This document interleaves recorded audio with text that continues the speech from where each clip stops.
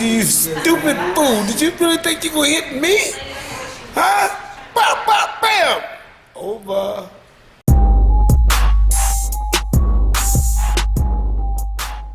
And my last question, Shannon Sharpe. A lot of people, they comparing you to Shannon Sharpe. I also want to ask you, what do you think about his approach on these serious situations that's plaguing us right now with all lives, black lives, all of that, and just comparing you to him? Shannon Sharpe is a Hall of Fame tight end, one of the greatest football players to have ever played the game, an intelligent brother, a good brother who is my friend.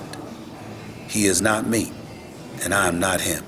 Just like I wasn't a tight end playing football in the National Football League, he hasn't been a journalist in newspaper, radio, and television for the past 24 years. He got his style, his flavor, I got mine. I wish him nothing but the best, but I'm focused on doing me. Shannon Sharpe, he said if we really want to make change, we need a white athlete to take a stand. You agree with that or disagree with that? So, but when it's really going to get some momentum, Skip, it's going to take somebody that's your complexion. That's correct. To take up this stance. Mm-hmm. That's when we're going to be on to something. Because, see, we've moved past now. We know it's not about the flag. We know it's not about the military. We know it's not about the veterans. It's about the issues that started Colin Kaepernick down this path to begin with. It would be nice, but I'm not sure you need it. I'd like to have it, but you don't need it. One of the things that we have to respect is this. White folks ain't black. Yeah, you can sit up there and not,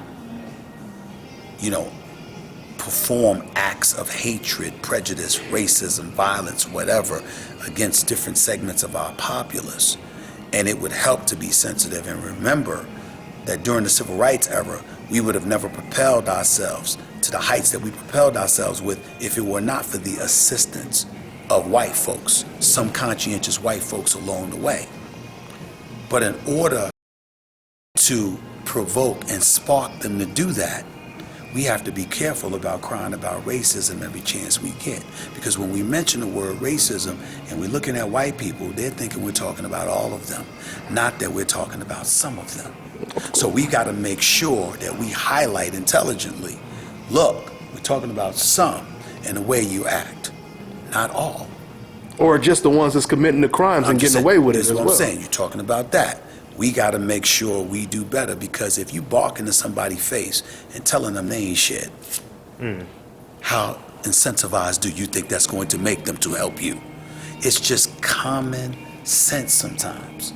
It's just the way it is. And now people will look at me and they'll say, well, who the hell is he to say something like that? Well, our very own president was talking about Black Lives Matter, acknowledged that he supported them, but also encouraged them to listen. And don't just protest everywhere. You got to a point where you saw them protesting the Republican candidates and the Democratic candidates. Well, here was the problem. Ain't one of them gonna be president? So don't you need to take a side? Because you're gonna need somebody. If you alienate both, where's that gonna get you? It's just a question. It's the kind of thing that we have to be mindful of. Because a lot of times I support causes, but I'm sitting there going like this, that ain't the way to handle it. That ain't gonna get it done. And when you get older, you ain't in to futility. You ain't into doing something that pays no dividends. It's gotta show that there's something at the end of the tunnel. You can't just be barking to be barking. You can't just be venting to be venting. It's about getting it done. And are you doing that? That's what we need to ask ourselves. And we're a resolute people, man. We strong, we're special. God made us, we're one of a kind. But at the same time, sometimes that friction, that stress gets to us to the point where all other voices here, all other people here is noise coming from us. They hear problems all the time. It's not solutions. And it's just the approach in corporate America. And I learned this a long time ago. Never go to a boss with just your problems. If you don't have solutions, leave the boss alone. Because they ain't gonna like you. Because no boss just wants to hear problems. Accountability is a solution though, right? No, it's not a solution. Accountability is highlighting the problem and giving you a conduit as to where the solution lies. But it ain't a solution. The solution is the actual act of solving a problem. You have to bring a solution to people. You have to be fixated on that. Because if you don't, nobody's going to want to hear you. No matter how right you are. Black people ain't wrong. Everything we say, how we've been victimized as a nation of people for decades, if not centuries, is right. We are not wrong. The problem is that how are you going to tell somebody who's white, hypothetically speaking, that was born in 1970, that they responsible for slavery? How are you going to do that? Listen, how are you going to do that? How do you expect that white person to listen? But that's not what the people are saying. That's how they perceive it, though. I'm not saying that's what they're saying, but your message is all about whether or not it's received. It's not about what you want to say. It's about what you want to be heard. And if you know you speaking to somebody that ain't gonna hear you, then it's incumbent upon you to speak in a fashion where they will hear you. Mm-hmm. You can't just sit up there and say, this is the way it is, and this is the way it is, and it's wrong, it's wrong, it's wrong. Bam, and that's it. It doesn't work that way. In the field of communication, we are taught, pay attention to your audience.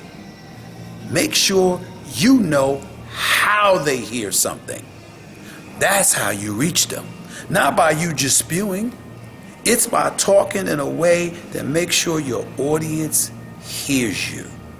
That is your responsibility as a communicator. And if you don't feel that way, shut the hell up. Mm-hmm. Because that means you just talking for yourself. You ain't talking to be heard. You talking to vent. No, you're supposed to be talking to be heard. So you got to think about your audience. You got to think about how they're going to receive what you're saying and say, okay, how can I best get this message across to them where they're going to hear it, inhale it, grasp it, and do the kind of thing they need to do. That's what it's all about. This is Bobby, and you're watching DONTAE'S Boxing